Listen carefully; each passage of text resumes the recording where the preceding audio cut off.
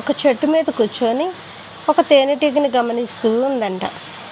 సరే అని ఆ తేనెటీగ దగ్గరికి వచ్చి అడిగిందంట పక్షి, నువ్వు ఒక్కొక్క ఫ్లవర్ని కూడా గ్యాదర్ చేసి చక్కగా తేనె సేకరిస్తూ తేనెని దాస్తున్నావు కదా, కానీ మనుషులు వచ్చి ఆ తేనెని తీసుకొని వెళ్ళిపోతుంటే నీకు అసలు బాధ ఇట్లేదా అని అడిగిందంట ఆ పక్షి తేనెటీగని.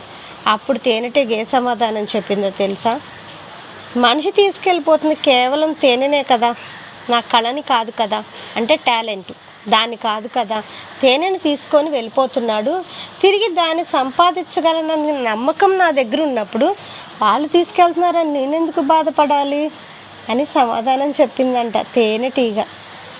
మనుషులు కూడా కొంతమంది అంతేనండి, మనల్ని చాలా బాధ పెడతారు. మన మీద మనకు నమ్మకం ఉన్నప్పుడు, మనలో టాలెంట్ ఉన్నప్పుడు, ఏదైనా సాధించగలము అనేటువంటి కాన్ఫిడెంట్ ఉన్నప్పుడు దేనికి భయపడతాం?